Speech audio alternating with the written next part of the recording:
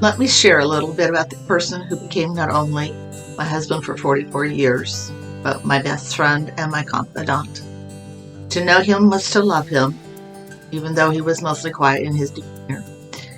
Memories made with him and stories he told will be forever etched in my heart. And here's my version.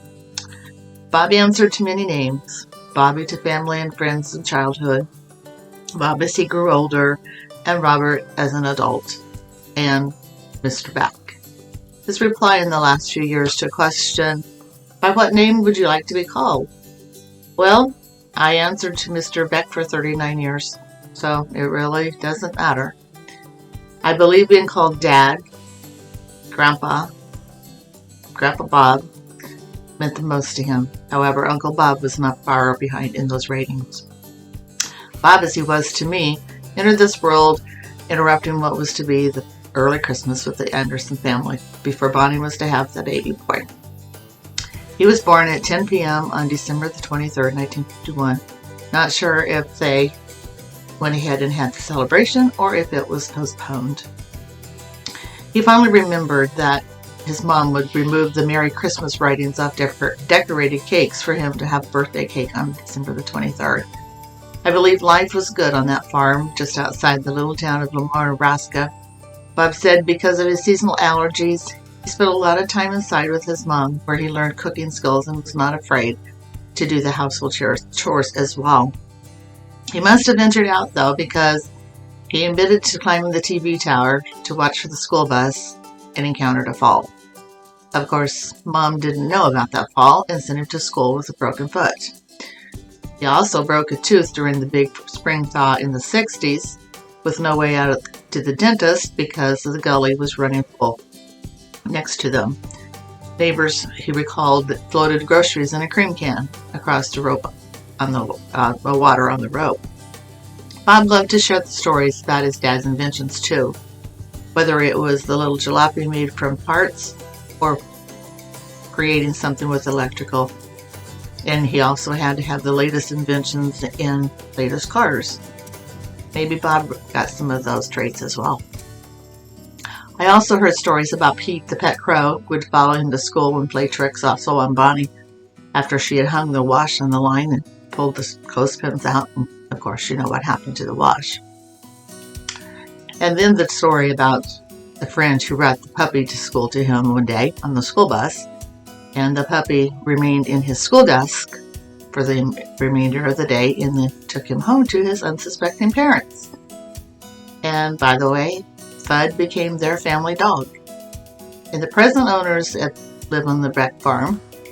After Bob shared stories of the antics of Fudd, tell us that the room in the garage is still called the Fudd room. Bob was usually a good sport, usually. And I understand that in order for his sister to drive to town and cruise the streets, he must go along. But of course, she did not want little brother to be seen with her, so he obliged and would wear the headscarf so he wouldn't be noticed as much. Bob graduated from high school in 1970 from Holyoke High School, and then later moved on to Sterling, Colorado, and attended junior college there. And it was while living in Sterling that life did take on a new meaning for him. He and his friend Gail were invited to church in Marino by some of their friends, and they went just mostly out of curiosity and just for the fun of it. However, God had other plans. They found the true relationship and in friendship there and God's love, and realized that something was missing in their lives. It was at this church, and the minister lovingly called it the sheep shed, I understand, that Bob surrendered his life to Christ.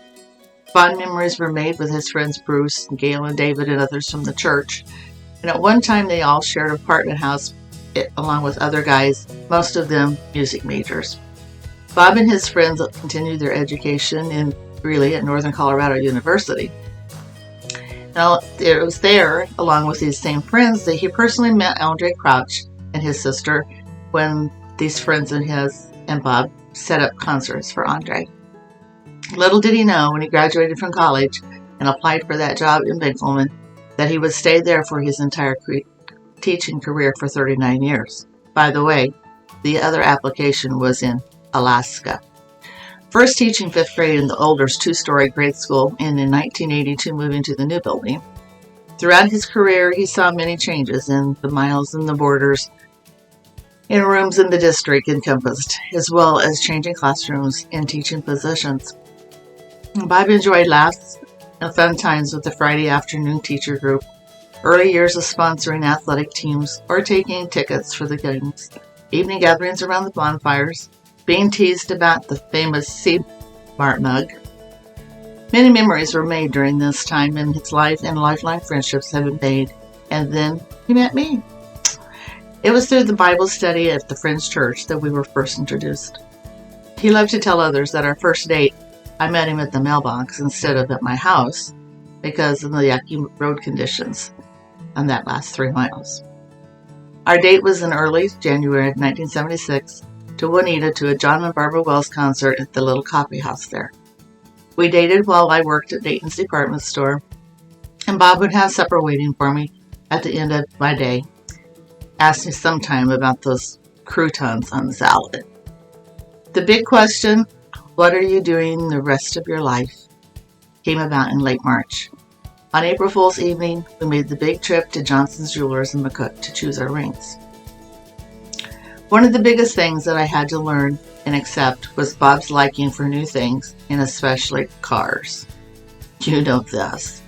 He had a silver 1972 Pontiac Limousine when we met. In our over 44 years of marriage, I saw that more than 50 vehicles come and went. This was not counting the boys' cars after they learned to drive. My dad said, "Can't have much worse vices," so I just got over it and always knew that I would have a trustworthy car to drive. And only once did I throw a fit and cry because he came home, was trading my car off without me knowing it. By the way, he took that car back, and I kept my white Monty for a while longer. He would tell you the year of each of those cars and the years and where we would have taken the trips in them. That's how he told time. Bob became friends with many car salesmen, and they knew that when he would walk in the door, he had done his research, and they were to treat him well. And most did. Our married life started in the small rental house south of Finkelman, the Y, owned by Donna and Charlotte Myers. We endured JC shutting off our propane tank once, while they remodeled with their propane on. Also, the road construction was right outside our bedroom window. In January 1977, we moved on into town into Walton D. Freese's rental house that was next door to them. And we loved being adopted into their extended families, and along with introducing us to their annual Abelskibber suppers, which is Danish pancakes. And we attended those along with the Stem families, Nottinger families, and the other neighbors as they were included into Uncle Walter and Aunt Dee's lives. Derek came along in June of 1979, and we later purchased a house across from the grade school where we lived when Matt came along. Bob's way of unwinding of the day was by fixing supper and listening to his soap operas. It became an unwritten thing that he was in charge of supper and most of the meals if needed. We were a team. He cooked, I cleaned up. He helped the boys as they grew up along with their 4-H rocket projects, scouts at times, also helped me with VBS in different churches. And our family would always set out on a vacation, usually the day after school was out, to drive somewhere for vacation. We enjoyed places like Washington, D.C., Disneyland, Disney World, Daytona Beach, Yellowstone National Park, and the boys slept those many, many miles to and from. He also volunteered at Dundee County Fair, helping out at the Lions Club booth and served at their concession booth. But I think he enjoyed the chatter within the booth more than serving the fairgoers. Bob joined the Stratton Tops group and was very successful in a weight loss journey there, achieving some great goals and rewards there, and also state contests. During this time, he faithfully walked before school, did jazzercise also for more exercise. We later joined the Country Steppers Dance Club and Culbertson and loved the community there as well. We, after back surgery, we were no longer able to do much of that kind of exercise.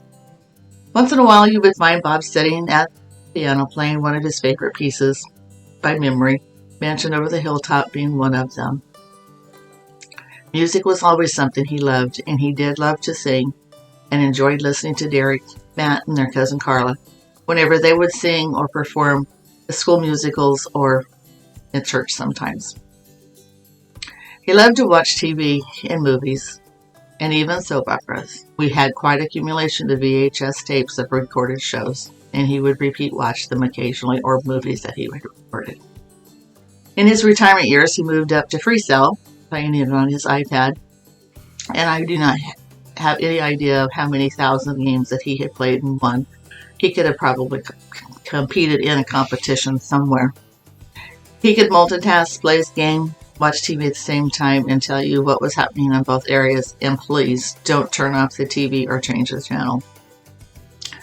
Bob was always interested in and became very involved in the Nebraska State Teachers Association, Education Association.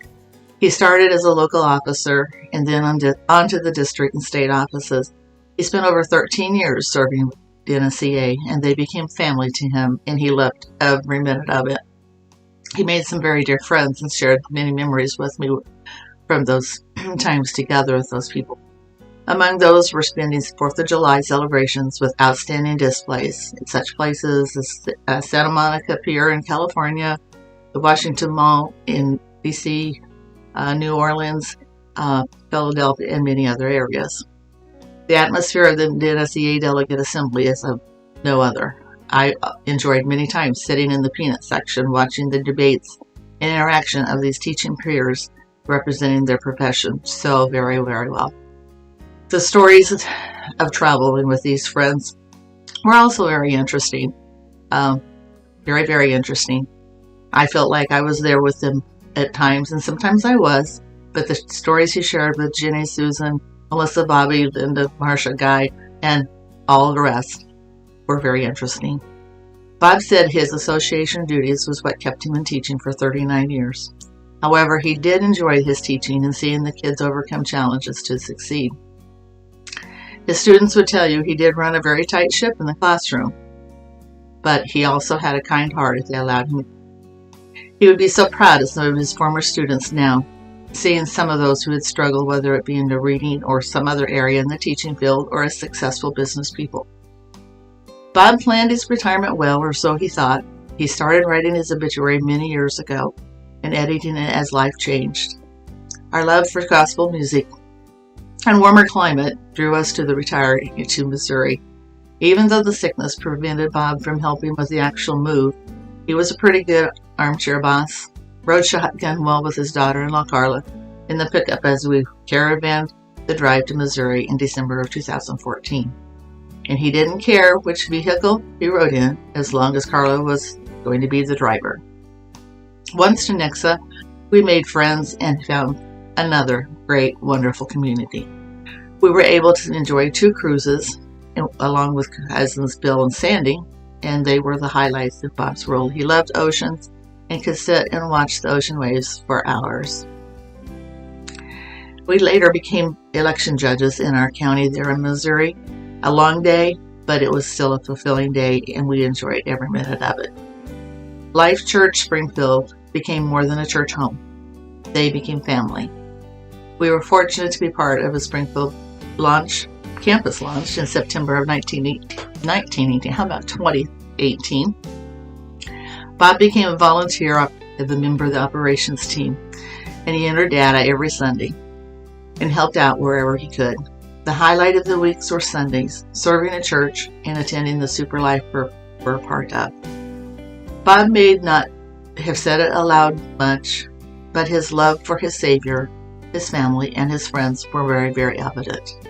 All you had to do was look at his face as he was worshiping at church, or see the smile when he saw the latest picture of a grandchild and their antics.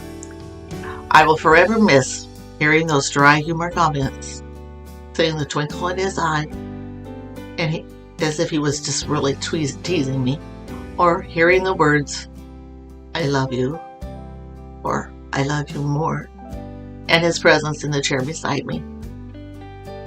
Little did we know on that November day when we made the trip to the emergency clinic how it was really going to end. I find hope and strength in knowing this, that I will find him at Jesus' feet when I take that journey home. I love the song that the Booth brothers sang, Look for Me at Jesus' feet. Babe, I missed your smile, your touch, your spirit, and most of all your unending love. Love you more. Look for me at Jesus.